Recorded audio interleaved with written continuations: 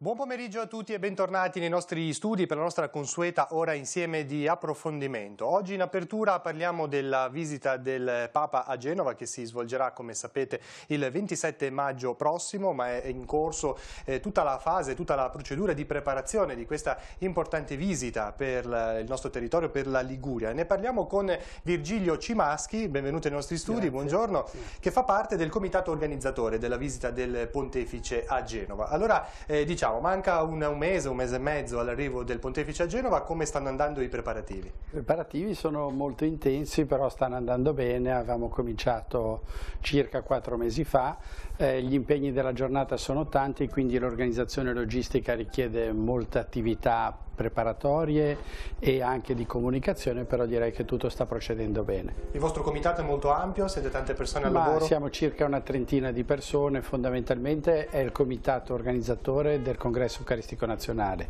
che si era tenuto nel mese di settembre, più alcune altre persone che si sono aggiunte per aiutarci in questo impegno così importante. Per cercare di capire quali saranno i numeri di quella giornata, in questo momento anche le diocesi della Liguria come si stanno comportando, quali sono anche gli arrivi previsti? No, diciamo che le diocesi stanno rispondendo molto bene, come tutti, diciamo, c'è grandissima attesa per la visita del Santo Padre e quindi questa fase in cui stiamo raccogliendo le adesioni dei fedeli che desiderano partecipare alla celebrazione della Santa Messa è molto intensa. Le diocesi stanno reagendo tutte in modo molto attivo, in particolare la diocesi di Chiavari, diciamo. E quindi direi che tutto sta procedendo, ovviamente ci sono tanti piccoli aspetti operativi da definire anche per le persone che parteciperanno alla celebrazione, ma direi che tutto sta procedendo. Vi aspettate numeri alti, un'adesione molto elevata? Ma diciamo che noi, prima di dare un numero, preferiremo aspettare la fine del mese di aprile in cui avremo le idee più chiare in base alle adesioni. Stimiamo 50-60 mila persone che dovrebbero sicuramente partecipare, però ripeto, fino alla fine del mese non abbiamo ancora le adesioni. Proviamo a dare qualche elemento che possa essere così di aiuto per le persone. Intanto c'è la questione dei pass per poter partecipare ad alcuni eventi, ecco, possiamo dire come funziona questo aspetto? In questo momento per la diocesi di Genova le parrocchie stanno raccogliendo i nominativi dei fedeli che desiderano partecipare alla celebrazione della Santa Messa, come ogni diocesi della regione ecclesiastica ligure ha un referente che appunto sta raccogliendo i nominativi delle persone che desiderano partecipare. Abbiamo bisogno dei nominativi precedentemente con nome, cognome, data e luogo di nascita, anche per un'attività di prevenzione, di controllo che è necessaria. Quindi poi i pass saranno distribuiti in maniera proporzionale anche rispetto alle varie diciamo, le diocesi zone. Hanno ricevuto tutte un numero di pass analogo per i posti a sedere, che sono questi che sono in distribuzione. Poi se avranno bisogno di ulteriori posti in piedi sicuramente siamo in grado di darglieli. Le parrocchie genovesi hanno ricevuto un'assegnazione di posti a sedere e posti in piedi sulla base delle persone che risiedono nelle singole aree. I posti a sedere in Piazzale Kennedy sono 22.000 circa. Sono 26.000. 26.000 circa. Verrà data comunque una priorità alle persone non allora, disabili? Esistono dei settori che sono dedicati agli ammalati, ai disabili, ai bambini della prima comunione, ai bambini della cresima, un settore per i giovani, ovviamente un settore per i concelebranti, per le religiose e poi comunque ci sono tutte le altre aree sedute destinate appunto alle altre diocesi della regione ecclesiastica e alle parrocchie genovesi. 50-60 mila pass per i posti in piedi, la zona più o meno più o meno la nostra stima può essere quella. Adesso come dico, preferiamo prima avere questo riscontro nelle prossime le zone interessate sono quelle di Viale Brigate, Piazza Rossetti, Corso Marconi, le vie tutt'attorno. Praticamente esatto, Corso Marconi insieme a Piazzale Kennedy e Piazzale Cavalieri di Vittorio Veneto. Che diventa un'unica area che ingloba parzialmente anche Piazza Rossetti che affaccia su Corso Marconi e poi Viali Brigate Partigiane sicuramente fino all'altezza della questura. Se poi le adesioni fossero ancora maggiori eventualmente possiamo proseguire verso la stazione Brignole. Ecco, per chi si svegliasse invece il giorno stesso e decidesse oggi andiamo a Genova a vedere il Papa, che cosa deve fare? Che consigli possiamo dare? Sicuramente il benvenuto, lo invitiamo a venire, ma gli suggeriamo di prendere il treno, nel senso che la MT Niente, l'auto è assolutamente sconsigliata, il treno è sì. assolutamente consigliato, l'AMT potenzierà i servizi di trasporto pubblico locale per agevolare il movimento delle persone dalle stazioni ferroviarie a Piazzale Kennedy. Credo che non ci sarà nessun problema perché l'AMT conta di potenziare il numero dei treni della metropolitana e il numero degli autobus in servizio. Certo. Quindi per il 27 maggio, quindi sicuramente non ai mezzi privati, anche perché ci sarà tutta una rete viaria molto chiusa e controllata. Ci sono grosse limitazioni alla viabilità, quindi sarebbe scomodo per chi viene e rischierebbe di creare comunque degli ingorghi per tutto il resto. Certo. Per quanto riguarda invece le iniziative collaterali, quindi quelle che insomma precedono la visita del Papa, su queste ci saranno delle aggiunte, adesso poi ne parleremo. Intanto alcune stanno già andando avanti, sono già iniziate, ad esempio quella del ciclo di incontri ogni giovedì sera. Siete partiti ai primi di marzo, sta proseguendo regolarmente nella chiesa di Santa Marta, c'è l'adorazione eucaristica, ogni volta animata da una diversa categoria e sta andando molto bene, c'è una grande partecipazione e questa diciamo che è una parte della preparazione molto importante. Poi è previsto il 5 maggio alla sera a Palazzo Ducale un incontro sul Ministero Petrino, il 7 maggio che è domenica, è la Domenica del Buon Pastore, sarà posto particolare attenzione e accento sulla visita del Santo Padre a Genova in modo da coinvolgere e ricordare il maggior numero di fedeli possibili e poi il 25 maggio alla sera in cattedrale ci sarà un concerto offerto dal coro della Cappella Sistina. Ecco, questa è una novità, si è aggiunta proprio in queste settimane. Sì, questa è una cosa nuova che non era prevista e sarà un'ulteriore occasione per prepararsi alla visita del Santo Padre e incontrarsi prima. Quindi ricordiamoli, i giovedì sera sino al 25 maggio, poi il 5 maggio Palazzo Ducale, il 7 maggio l'appuntamento che dicevamo la Domenica del Buon Pastore e il 25 maggio, quindi in cattedrale alle 21, il concerto della Cappella Sistina. E poi è andato anche definendosi il programma della visita del Papa del giorno, il 27 maggio, possiamo ricordare quali saranno i principali? Diciamo che la visita ormai è definita, ci sarà al momento dell'arrivo a Genova l'incontro col mondo del lavoro presso lo stabilimento Ilva. Terminato l'incontro col mondo del lavoro, il Santo Padre si trasferirà in cattedrale per incontrare i religiosi e le religiose della regione ecclesiastica ligure. Verso mezzogiorno si trasferirà al santuario di Nostra Signora della Guardia per incontrare i giovani, una rappresentanza dei giovani perché c'erano ovviamente problemi di spazio e di mobilità. Subito dopo il pranzo con i senza fissa dimora, i rifugiati, i migranti ed alcuni detenuti. Nel pomeriggio poi si trasferirà direttamente all'ospedale Gaslini dove incontrerà i bambini malati e le famiglie dei bambini presenti nell'ospedale per poi trasferirsi per le 17:30 circa a Piazzale Kennedy per la celebrazione della Santa Messa finale. Anche per quanto riguarda la visita al santuario della Guardia sono previste limitazioni, cioè qualcuno che volesse raggiungere il santuario lì come al santuario della Guardia la rappresentanza dei giovani presente avrà ovviamente un pass per accedere nelle aree destinate. La viabilità è assolutamente chiusa per motivi di sicurezza. Ovviamente se qualcuno desidera andare al santuario della Guardia a piedi ha piacere di andare in pellegrinaggio, nessuno gli dirà di no prima di tutto, poi saranno ben accolti anche se sicuramente la partecipazione alla Santa Messa è organizzata, quindi i fedeli potranno seguire meglio anche la celebrazione, ecco, mentre invece alla Guardia è un incontro con una rappresentanza dei giovani e poi con il pranzo, come dicevo prima, con i senza fissa dimora, i rifugiati, i migranti e i detenuti. Dalla visita di Benedetto XVI, questa di Papa Francesco, che attese sta portando in città, a Genova, un po' nel nostro territorio, questo arrivo del Pontefice? Direi che l'arrivo del Pontefice del Santo Padre è sempre una grande gioia per tutti e in particolare per la nostra città. In effetti ora erano passati parecchi anni, diciamo, dall'ultima visita di Benedetto XVI, quindi riscontriamo una grande attenzione, una grande volontà e gioia di partecipazione. poi se mi chiede i numeri tra un mesetto saremo più precisi. Ci risentiamo su questo. Ecco, come organizzazione quali sono gli aspetti più delicati o più difficili a cui state dietro, insomma, in questi giorni? Diciamo che più che altro è un'organizzazione complessa, poi nell'insieme fortunatamente tutto sta funzionando abbastanza bene.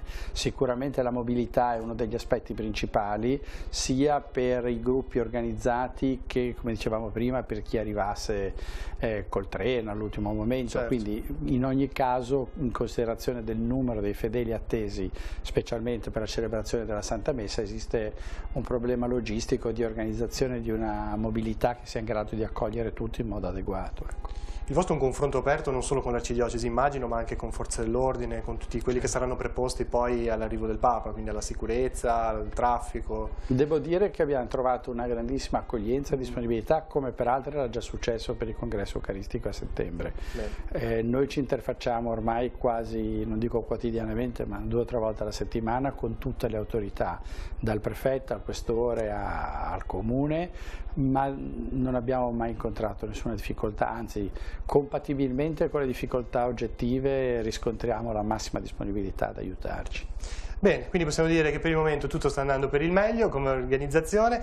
Ringrazio Virgilio Cimaschi del comitato organizzatore di essere stato con noi. E buon lavoro, buon proseguimento di lavoro. Grazie. Noi ora andiamo a sentire un passaggio, un servizio relativo alla situazione attuale in Siria. Il Papa all'udienza di questa mattina ha parlato di quello che è accaduto in queste ultime ore in Siria con un appello molto forte. Noi andiamo ora a sentire per un servizio della Radio Vaticana per cercare di fare il punto su quello che è accaduto in questa zona del mondo, poi ci ritroviamo in studio per toccare un altro tema.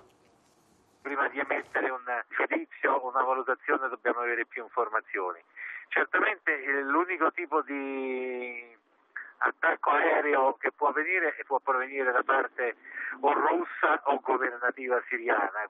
La Siria fino a pochi anni fa aveva un certo arsenale di armi chimiche, che in parte è stato smantellato sicuramente in seguito all'adesione della Siria alla Convenzione internazionale sulle armi chimiche, però certamente nel quadro di un conflitto del genere possono essere rimaste delle scorte, non tutte possono essere state consegnate, peraltro sappiamo che comunque a livello di laboratori chimici queste armi comunque possono essere riprodotte. Una nuova mobilitazione dell'ONU a cosa potrebbe portare?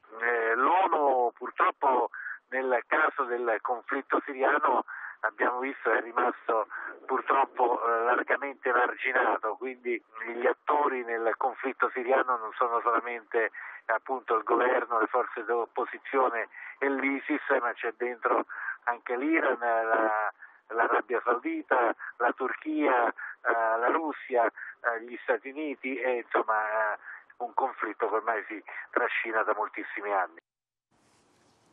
Rieccoci in studio per parlare del Lions Day che si celebrerà il 9 aprile, quindi domenica prossima a Rapallo, e ne parliamo con Giancarlo Tanfani, benvenuto ai nostri studi. Grazie. È il presidente del Lions Club del Levante Ligure. Ed è qui con noi oggi Nicolò Pagliettini, bentornato nei nostri studi, presidente dell'Unione Italiana Ciechi Ipovedenti di Chiavari. Poi cercheremo anche di capire perché l'Unione è interessata nelle iniziative appunto del Lions Day. Intanto cominciamo a dire con Tanfani, centenario del Lions Club International che si terrà a giugno, però avete deciso insomma di portare sul territorio un'iniziativa che ci potesse avvicinare in qualche modo a questo importante evento. È così? Siete partiti con questa idea? Ecco. Siamo partiti con questa idea, cioè il centenario del Lions Day che è il 7 giugno del 2017. Quest'anno noi cerchiamo di celebrare portando i nostri simboli del nostro Lions in tutte le parti possibili, e in questo caso noi abbiamo deciso di fare un cartello da mettere, da posizionare nel posteggio dei disabili. Posteggio dei disabili che molto spesso l'idea era nata dal fatto che noi vediamo spesso che questi posteggi sono occupati da altre persone, e nel momento in cui c'è stata chiesto di fare un qualcosa per il centenario, abbiamo detto ma vediamo di tutelare questi posti. Li abbiamo tutelati con questo cartello e mettendo il simbolo dei Lions. Certo. Questo a nostro giudizio è collaborando tanto con i comuni della zona, è un sistema di comunione, un sistema di promozione dei principi di buon governo e buona cittadinanza. Certo. Questo grosso modo è quello che noi pensavamo di fare con il cartello. Tanto noi già stiamo, eccolo qui il cartello, tanto stavamo vedendo anche i luoghi che saranno interessati un po' dalla giornata di domenica, e questo è il cartello di cui stava parlando prima, per i 100 anni del Lions. Sì. Se prendi il mio posto prendi anche il mio handicap. Cartelli che si vedono anche in giro per l'Italia, quindi sicuramente una sensibilità che avete fatto vostra per questa iniziativa. Esatto, li abbiamo visti a Brescia, li vediamo a Milano, li vediamo a Finale Ligure.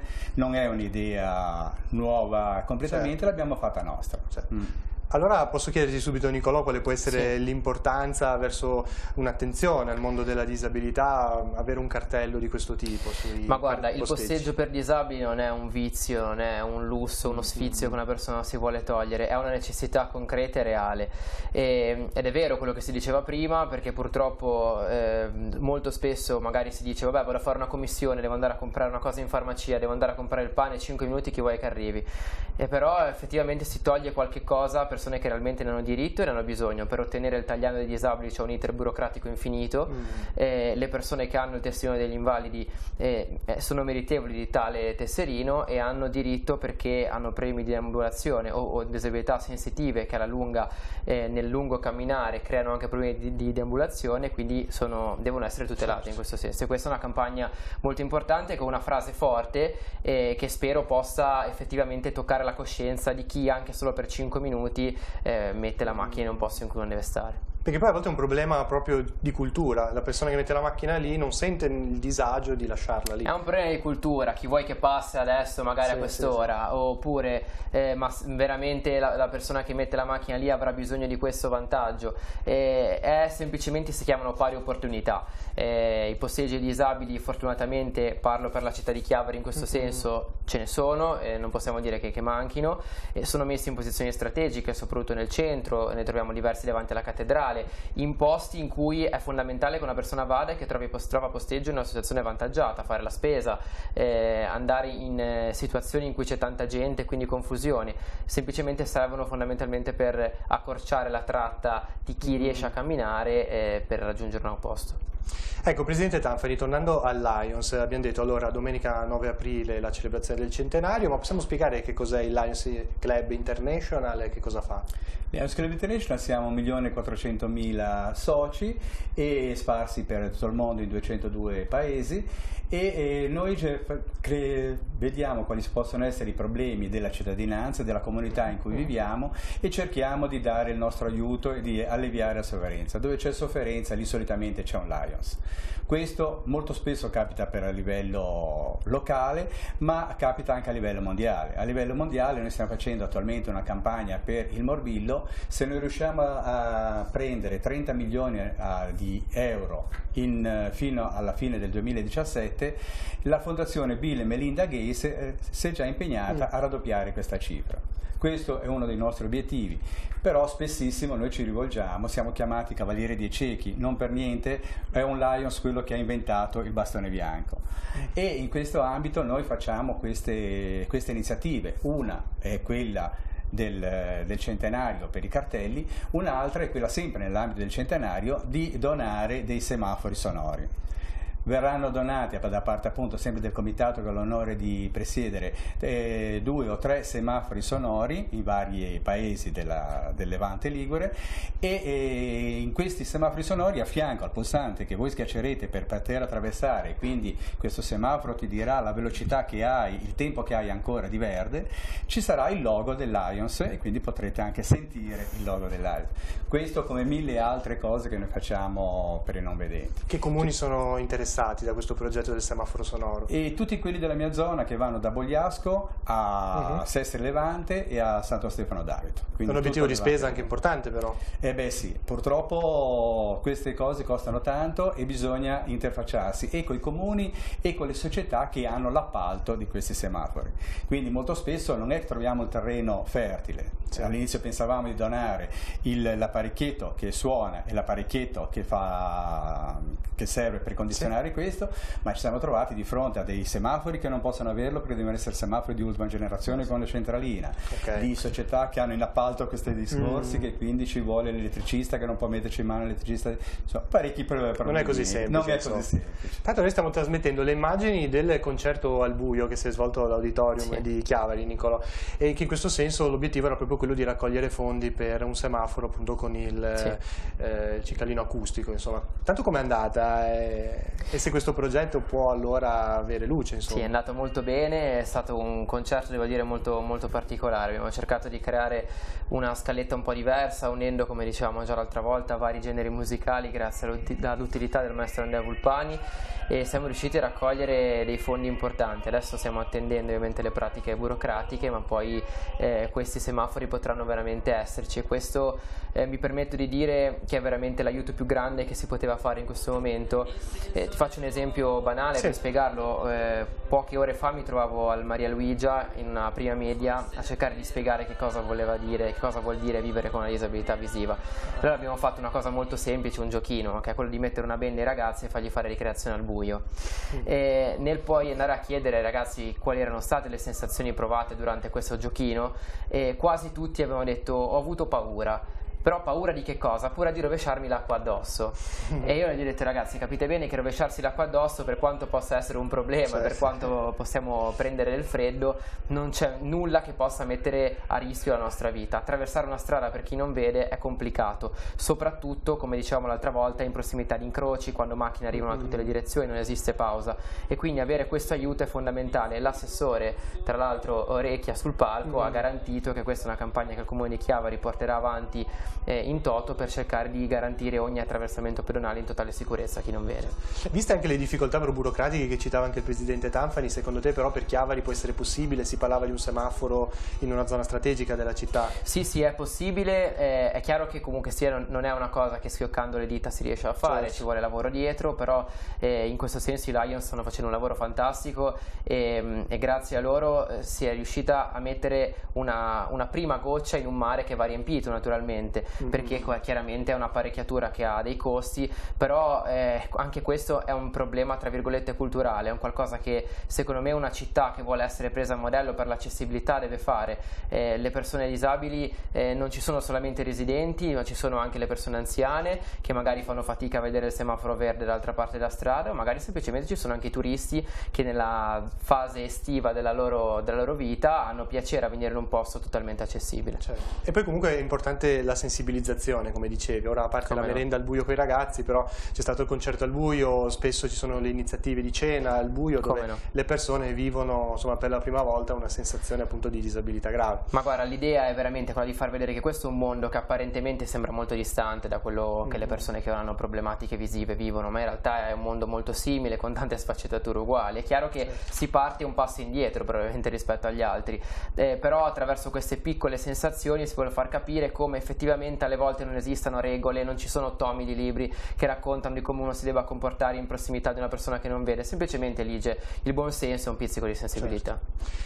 Presidente, torniamo per un attimo alla giornata del 9, abbiamo visto prima una cartina che faceva vedere i principali luoghi del centro, insomma, di Rapallo che saranno interessati. Possiamo dire nel dettaglio quali saranno le varie iniziative, per cercare di capire, insomma, chi arriverà a Rapallo quel giorno, che cosa vedrà, quali saranno le iniziative in corso? Volentieri, alle 10 del mattino inizieremo, e il Comune di Rapallo, che ha collaborato tantissimo con questa iniziativa, ci ha dato gratuitamente la banda di Camogli. Ci collaboreranno le cheerleader non di Camogli, di Rapallo, e inizieremo dal chiosco della musica e faremo un giro per Rapallo tramite il centro storico, e inizieremo così questa giornata. Passeremo davanti al lungomare. Nel lungomare ci saranno tutti i chioschi che rappresenteranno tutti i service che noi proponiamo alla popolazione. E poi ritorneremo al chiosco della musica, dove le cheerleader faranno una manifestazione. Aspetteremo alle 11 che arriverà il governatore, che intanto ha iniziato lo stesso tipo di giornata alla Spezia, e lì faremo delle premiazioni per il Postro della Pace, che è un concorso nazionale, anzi mondiale, però noi in questo caso presentiamo la premiazione del nostro distretto, che è, il distretto nostro va da Casale Monferrato a Genova alla Spezia, e tutti i ragazzi delle elementari e delle medie hanno preparato dei disegni. Di questi disegni che rappresentano giusto la pace, il Postro della Pace, sono premiati 13 disegni. Questi 13 disegni saranno premiati in questa occasione. Poi faremo altre cose lionistiche, poche in realtà, però dovremmo dare un attestato ci farà piacere dare un attestato ai nuovi soci entrati nell'anno. E arriveremo quindi alla consegna dei cartelli e dei semafori ai sindaci. Saranno torna a mezzogiorno, grazie. Saranno 22 i comuni che hanno accettato di mettere questo cartello nel loro territorio, e poi ci andremo sul pranzo, e poi al pomeriggio ci sarà la band degli Orsi, che organizzerà una caccia al tesoro con tutti i bambini che durante la giornata saranno stati truccati, sempre dalla band degli Orsi. Tutti magari conoscono la band degli Orsi, che è un'associazione che si occupa dei bambini delle Gaslini, e in questo caso ci dà una grossa mano a portare avanti questa manifestazione.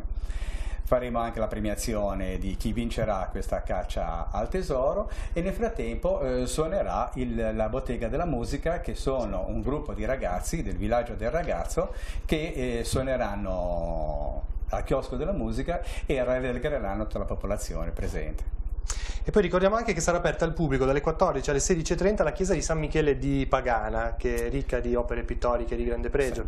Quindi anche questo è un aspetto interessante. Fa parte sempre della nostra zona, è una chiesa fantastica in cui ci sarà un bravissimo oratore che spiegherà tutte le opere d'arte, farà vedere e illustrerà grandi opere del Van Dyck e altri autori. Non farà vedere quella che è in restauro, perché il club sta facendo questo restauro e sarà presentata quanto prima.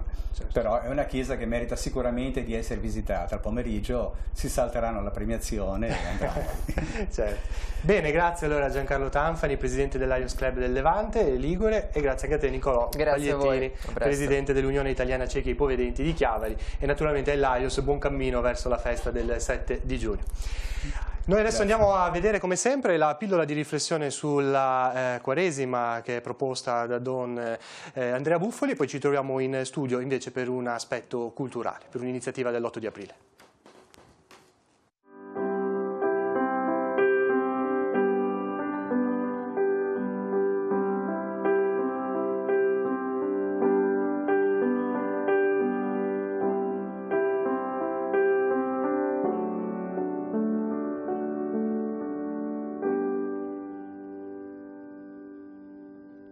Un saluto a tutti. Papa Francesco ci ricorda che la Quaresima è il tempo favorevole per rinnovarsi nell'incontro con Cristo, vivo nella sua parola, nei sacramenti e nel prossimo. Il Signore ci indica il cammino da seguire. Lo Spirito Santo ci guida a un cammino di vera conversione, per riscoprire la parola di Dio, per essere purificati dal peccato e servire Cristo nei fratelli. Il Papa in queste parole ci ricorda che l'incontro con Dio non è un incontro freddo, morto, spento, no. L'incontro con Dio è un incontro vivo, nella sua parola. Sappiamo che la parola proclamata durante la liturgia non è una parola qualunque, ma è Gesù Cristo che ci viene incontro. Nei sacramenti, che sono segni sensibili, tangibili, che noi possiamo toccare della sua presenza, della sua grazia, del suo amore, e nel prossimo, nel volto dell'altro, nella parola, nei sacramenti e nei fratelli, Dio ci dona l'occasione di incontrarli in maniera viva, autentica. Il Signore in questi 40 giorni ci indica questo cammino da seguire.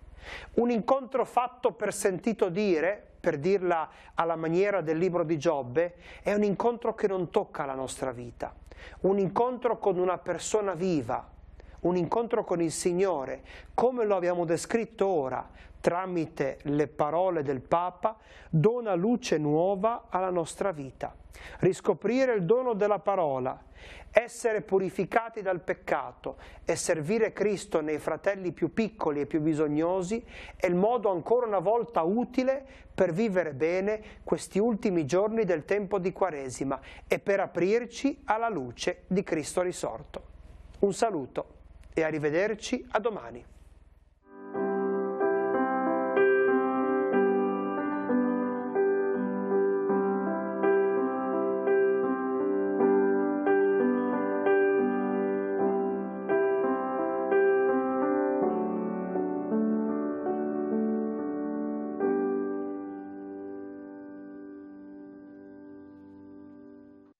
E siamo così alla cultura. L'8 aprile prossimo, dunque tra pochi giorni, c'è un'interessante iniziativa musicale a Santa Margherita Ligure, organizzata insieme alla Tigugliana, e a parlarne qui con noi c'è Ezio Piola, bentornato nei nostri studi, che è il presidente responsabile del Circolo Amici di Santa Margherita Ligure del Tiguglio. In particolar modo ci sarà questo incontro con Michele Gazic. Possiamo dire chi è? Presentarlo. Michele Gazic è un ebreo errante, un ebreo che ha fatto della musica, dell'arte, veramente il senso della vita. Qualcuno lo chiama personaggio, io ritengo che chiamarlo personaggio sia riduttivo, perché lui vive quello che fa, vive il suo errare da ebreo per tutta l'Europa, da Istanbul alle nostre terre, e vive anche il nostro territorio, perché una delle sue opere interessanti è La Via del Sale. Ecco, possiamo inquadrarle alla telecamera. Questi sono i CD musicali. La Via del Sale in pratica è legata alla nostra terra, come lei sa, parte proprio da dietro Lavagna, sale su, passa da Fontanigorda, ed ecco un legame quindi con Caproni, con Montale e così via, e va, e lui ne parla in maniera secondo me struggente, perché dice il sale era il sale della terra, poi è venuto il petrolio, poi scomparirà il petrolio, poi verrà qualcos'altro, purtroppo si perde sempre qualche cosa. Certo. Che musicista è Gazic? Intanto anche con quali strumenti si esibisce? Allora, lo strumento prediletto di Gazic, come di tutti gli ebrei erranti o meno, è il violino, ma sia il violino classico, sia il violino zigano, quindi ha un suono particolarissimo. E lui accosta al violino la sua voce, che di nuovo è riconoscibilissima. Quindi viene un mix veramente entusiasmante. Io mi sono innamorato di lui, l'ho scoperto tutti i dischi, perché poi il suo essere spazia da quello che già dicevo, ma anche del country rock, quindi con i grandi musicisti inglesi, americani e così via. Ecco, rispetto a quello che stava dicendo, quindi che tipo di musica dobbiamo aspettarci? Drammatica, malinconica, oppure no? Allora, diciamo che una storia di sangue e di mare è la storia in pratica degli istriani perseguitati, emarginati e così via. Questi istriani che sono stati anche poco amati dall'Italia, perché hanno visto prima le botte, prima hanno visto l'olio di ricino dei fascisti, poi si è passati ai titini, si è andati avanti, e quando poi sono rientrati in Italia, lei ricorderà che forse alla colonia Fara c'era un punto di raccolta dei profughi, ma sono stati accolti male, venivano accolti come se fossero stati tutti fascisti, e venivano accolti con la preoccupazione che hanno tante persone oggi nei confronti degli emigrati che arrivano, questi ci tolgono il pane, questi ci tolgono il pane. Tra l'altro in sala, nella sede della Tigugliana, in occasione di questo concerto, metterete a disposizione anche dei testi sulle foibe, sulla storia degli italiani. Ecco, possiamo dire che cosa saranno? Sì, è una cosa, ci sono due cose commenti. Uno è un volume intitolato Foibe, molto impegnativo, molto importante. L'altro è struggente, è di Cristicci, è Magazzino 18. Magazzino 18 era il punto di raccolta a Trieste, e io, che sono nato a Trieste e sono vecchio, ho avuto la possibilità di vederlo prima ancora che fosse aperto al pubblico. È una cosa sconvolgente, perché lei ha questo magazzino e trova seggiole, mobiletti, carte, fotografie, tutte catalogate, tutte numerate, tutte alla rinfusa una sopra dell'altra. Sono le cose che hanno dovuto abbandonare questa povera gente. Sì, certo. Bene, quindi abbiamo capito qual è il tema, il filo conduttore di questa giornata. Lei però come lo ha scoperto, Michele Gazic? Guardi, l'ho scoperto perché tempo addietro a Santa Margherita, come nelle altre città, si è come fatta la giornata del ricordo per le foibe. Certo. A Santa Margherita c'è una colonia anche lì di istriani. C'era soprattutto il compianto dottor Turin, che è quello che mi ha aperto, diciamo, molte strade. Non sulle notizie, perché mio padre era professore a Trieste, anzi è stato uno dei fondatori dell'università, la prima lezione di giurisprudenza l'ha tenuta lui, e quindi tramite mio padre io avevo tutte le note, tutte le informazioni, e mi imbestialivo quando vedevo i nostri politici, anche di altissimo rango, che non sapevano o facevano finta di non sapere che cos'erano le foibe. Di lì è nato questo interessamento e ho cominciato a documentarmi e ho incrociato Michele Gazic. L'ho incrociato per telefono, l'ho incrociato con email, eccetera. Ora abbiamo una corrispondenza quasi continua. Lui il giorno 8, se finisce le registrazioni di un nuovo cofanetto che sta facendo, sarà presente, ha voluto essere presente. Notare che uno che fa più di 1000 concerti non deve essere stato facile convincerlo a venire all'anno in giro, no?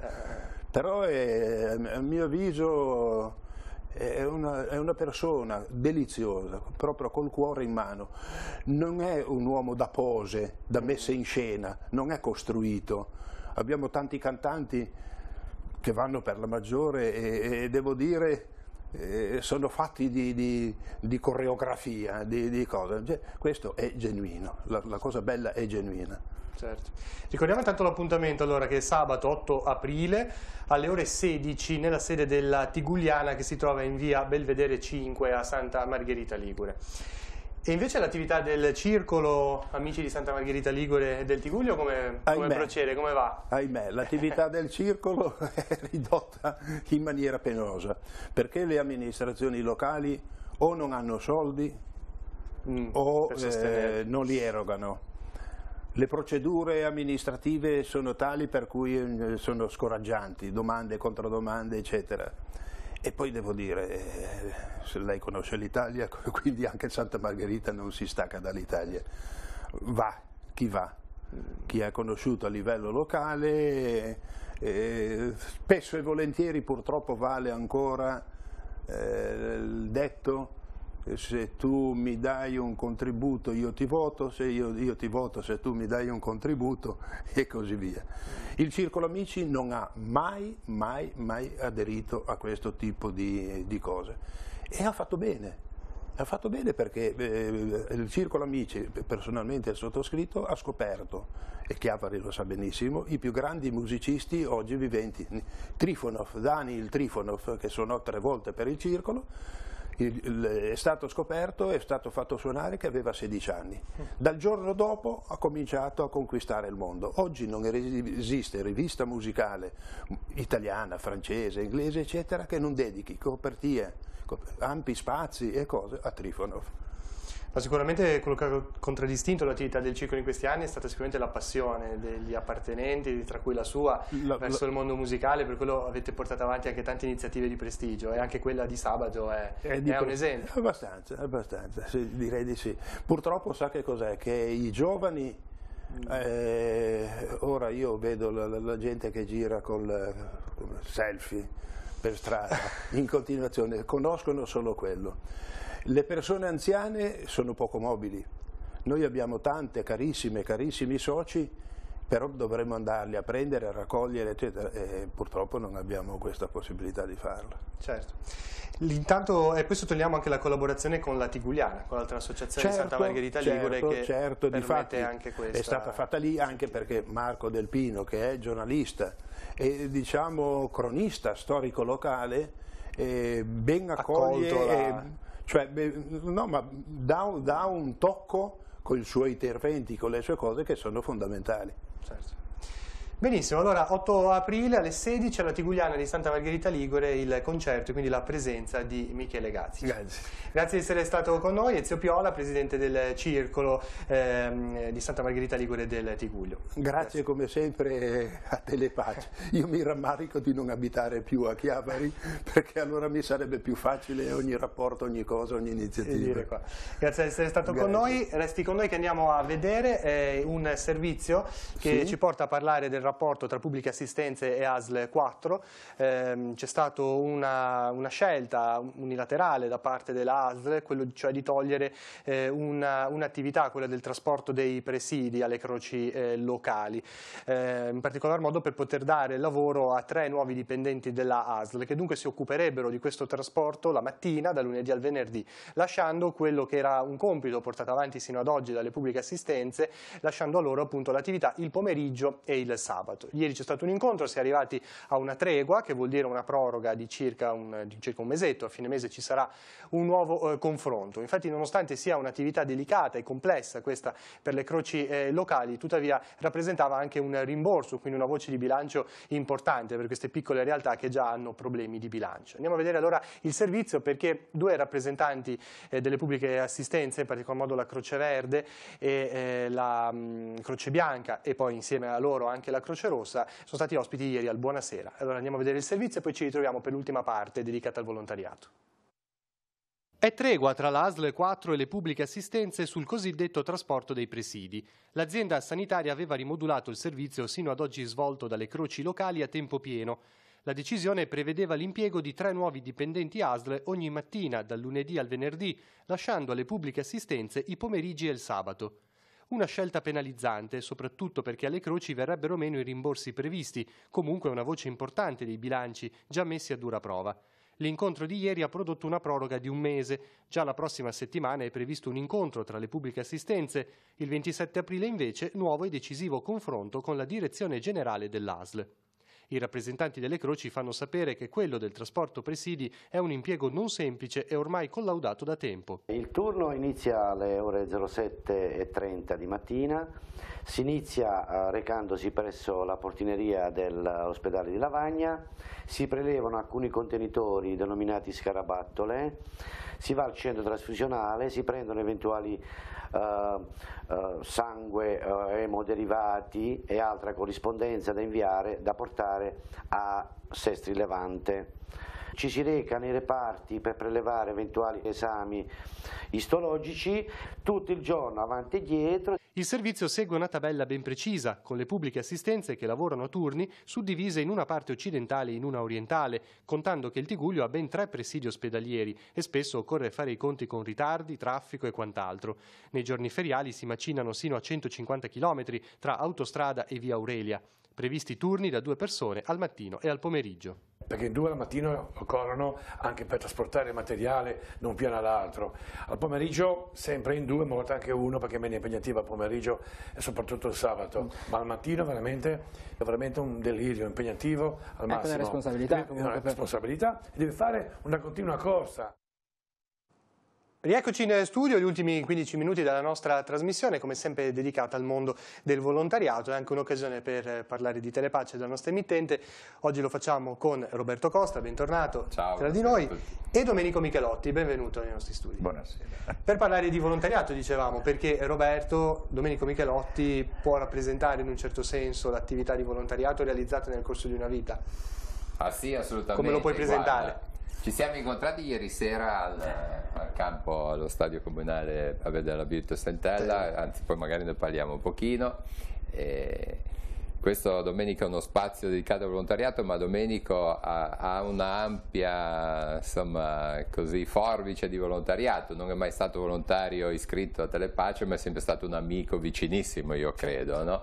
E ci siamo conosciuti attraverso lo sport, attraverso tante altre cose che magari poi con calma può raccontare. Ora credo che è una persona che può rappresentare veramente il mondo del volontariato ad ampio respiro. Per citarne solo alcune, è stato presidente per 2 mandati del Panathlon di Chiavari, è stato presidente anche della Panchina, che è una squadra di calcio, è all'interno del Baliatrico, molto spesso la vediamo nelle iniziative solidali, generalmente quella del Natale, ad esempio a dicembre. Quindi insomma l'attività di un volontariato che è iniziata tanti anni fa, possiamo dire, ha proseguito in vari ambiti. Sì, abbiamo cominciato praticamente a fare del volontariato quando sono entrato nel Panathlon, ho conosciuto Roberto, Ghio, eccetera. Abbiamo cominciato a fare le partite, famose partite per Donnando, ti ricordi? Che sì, giornalisti. Che faceva i giornalisti contro seminaristi, amministratori, eccetera. Facevamo queste partite, mia moglie faceva dei grossi minestroni. Ah sì? Tua moglie ci sarebbe benissimo qua. La salutiamo. Abbiamo raccolto anche un sacco di fondi e quindi questa è una parte del mio volontariato che ho fatto. Adesso lo sto facendo per il Baliatico perché sono consigliere del Baliatico e devo dire che stiamo facendo un grosso lavoro. Devo dare atto al presidente Nicola D'Alorso, che è molto bravo, che si dà molto da fare. Per chi ci ascolta, quindi, che cosa vuol dire fare volontariato? Non solo da giovani, quindi, ma... fare volontariato è sacrificarsi, ossia sacrificarsi e mettere da parte certi interessi particolari, anche personali, e cercare di dare al prossimo quello che non ha. Ossia, voglio dire, noi vediamo questi, noi adesso parlo del Baliatico, che abbiamo questi bambini che assistiamo da 0 a 3 anni, e cerchiamo di dare a questi bambini, di dare il benessere che non hanno. Facendo delle manifestazioni, raccogliendo fondi, cercando di dare anche con gli amici, di portare non so, vestiario, carrozzelle, tutte queste cose che servono, e questo penso che sia un principio del volontariato. Bisogna sposare una causa, ma poi soprattutto avere costanza negli anni, certo. Altrimenti ci si butta un po' così alla cieca. Ma... Certo. Cioè, uno entra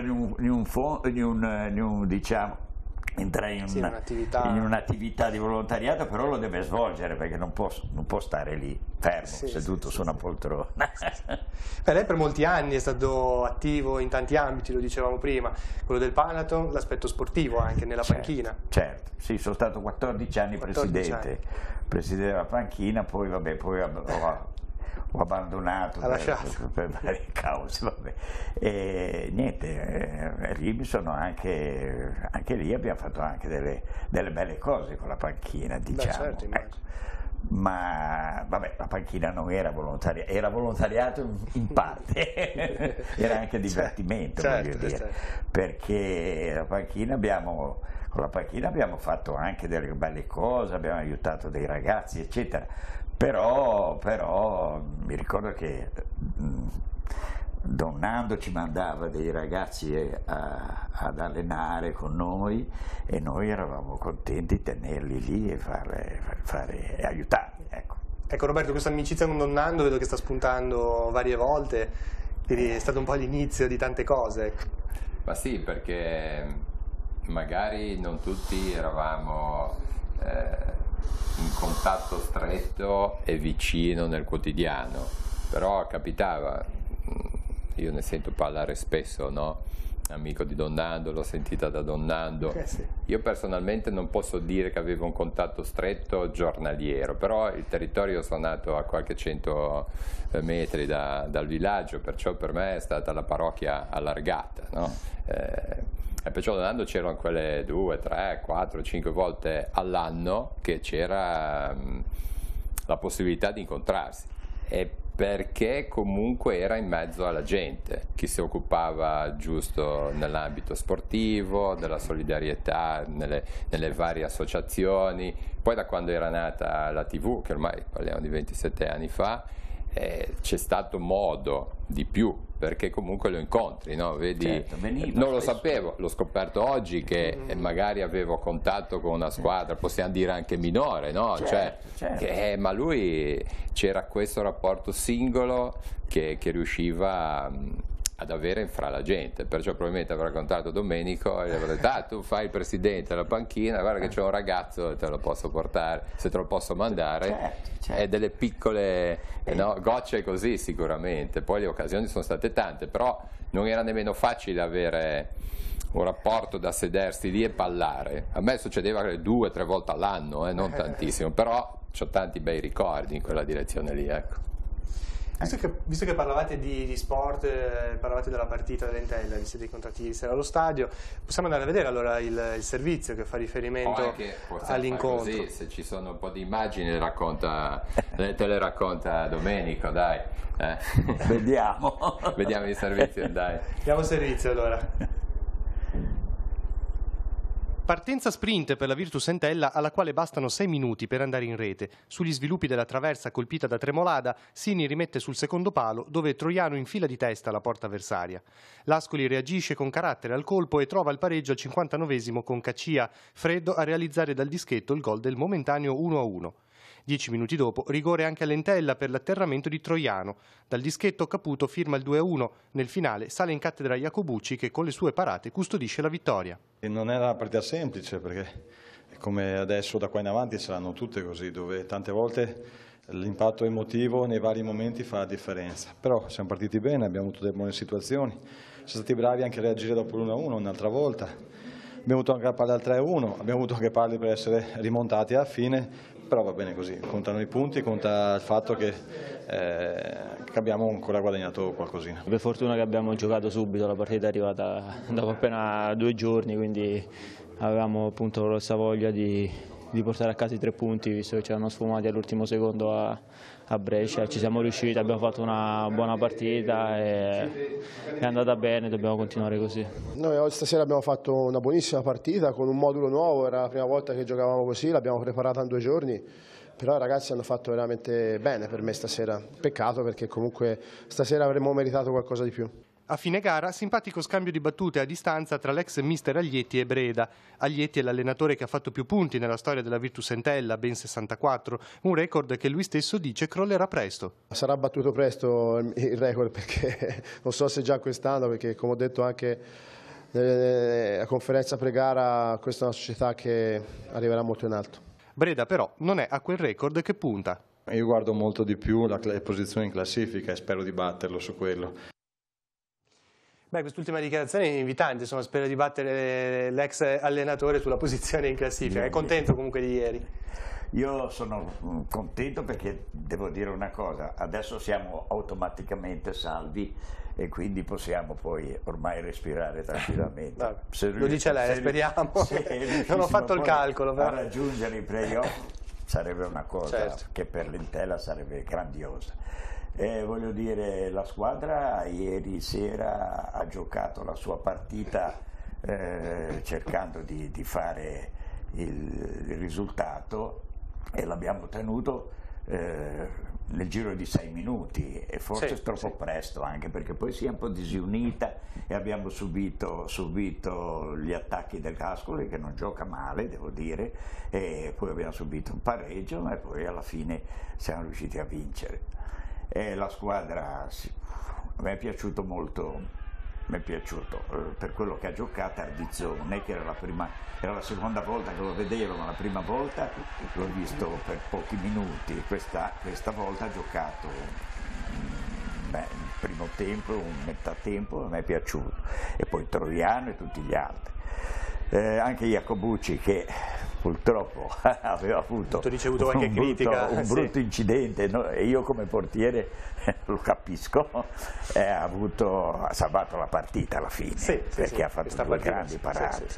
Forse Iacobucci è un po' stanco psicologicamente, perché io credo che sia ormai la soglia delle 80 partite, credo, non lo so di preciso però, e quindi giocando in porta è stressante, giocare in porta è stressante, è peggio che giocare all'attacco, perché se sbagli poi la responsabilità è maggiore.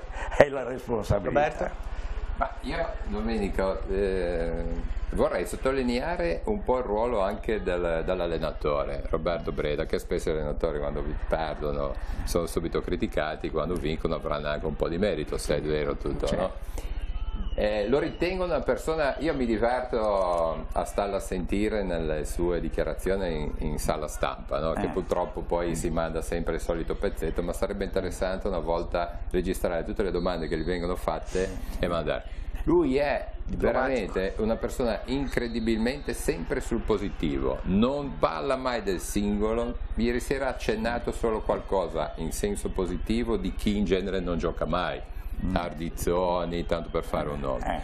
Ma io credo che questa parte, vedendolo così come fa nella sala stampa alle risposte, io credo che farà un lavoro grandissimo nell'allenatore, nella squadra, tra tutti i singoli, perché veramente, al di là della parte tecnica che io non sono in grado mai però come persona secondo me se la gestisce benissimo, e difatti mi sembra che i giocatori di questo poi in campo stanno dando tutto questo. Ieri sera nell'intervista è stato stuzzicato ad esempio su Iacobucci così, ma non ha ceduto effettivamente alle provocazioni. Sì, ieri sera poteva starci, ma è sempre stato così. Se tu puoi fare una domanda un po' così al limite quasi, no? Da vedere se... No, assolutamente, ha una capacità di girare in positivo anche un momento un po' più difficile, che è difficile trovare. Tu lo conosci molto bene. No, ma perché, vabbè, vado in sala stampa dopo e poi si vede tutto lì. Ecco, io l'unica cosa l'unica critica che posso fare,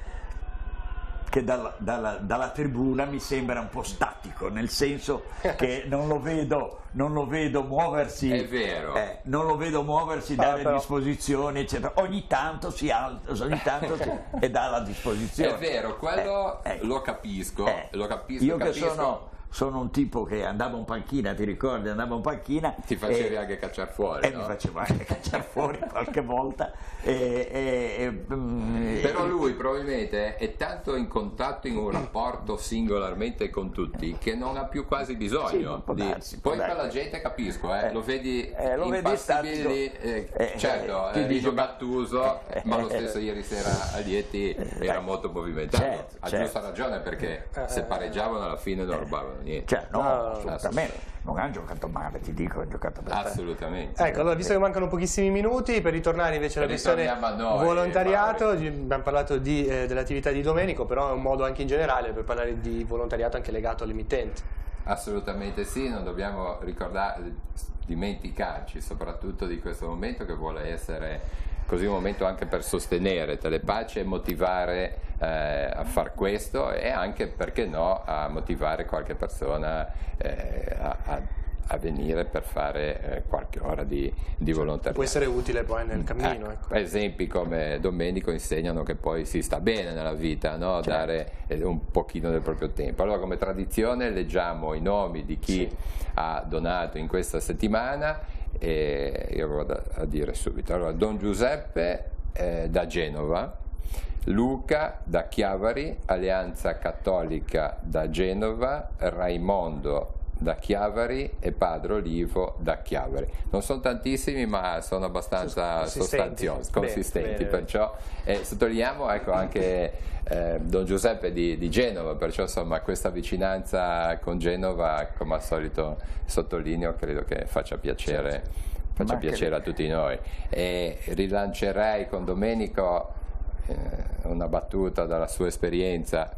Adesso naturalmente siamo a Telepace, abbiamo i 5 per 1000, tu essendo in diversi posti chissà quanto ne hai 5 per 1000, ma un pensiero perché bisogna sostenere Telepace, come potresti così lanciare un messaggio, un appello finale? Ma guarda, come finale io dico questo, cerchiamo di sostenerla, perché la televisione della nostra zona, la televisione che è sempre disponibile. Io devo dire, anche quando facevo teatro, ti ricordi? Sì. Io telefonavo a Telepace e dicevo: guardate che domani sera abbiamo una rappresentazione. Telepace era sempre presente, quindi dobbiamo cercare di dargli una mano per tenerla in vita.